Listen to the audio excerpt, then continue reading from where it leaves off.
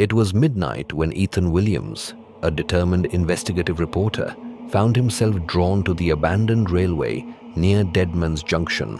Local legends spoke of a spectral train, the final ride for tormented souls, that appeared once a year on the coldest winter night. As Ethan approached the dilapidated station, a biting chill filled the air, as though nature itself mourned a long-forgotten tragedy. Growing up in a small town, Ethan had listened to hushed whispers about a ghostly locomotive that ferried lost souls into a realm of endless sorrow. Now, determined to capture this eerie phenomenon on film, he set up his camera on the crumbling platform.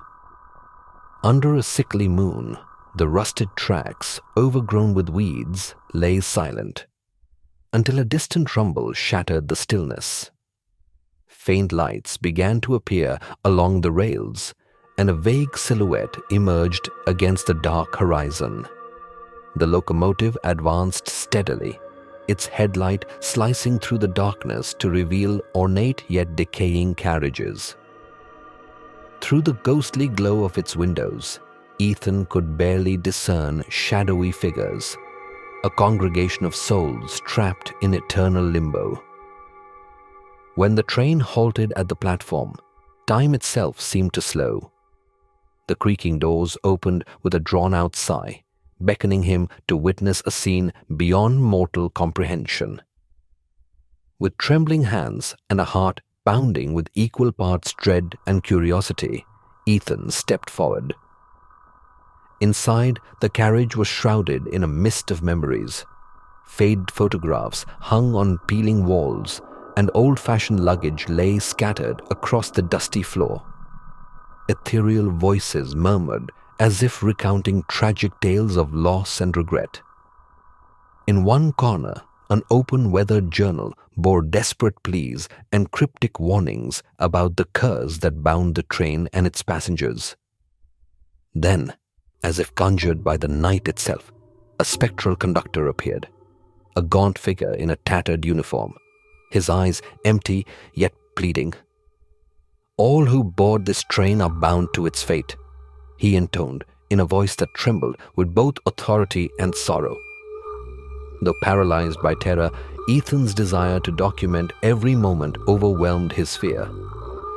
The conductor motioned toward an empty seat, inviting him to sit.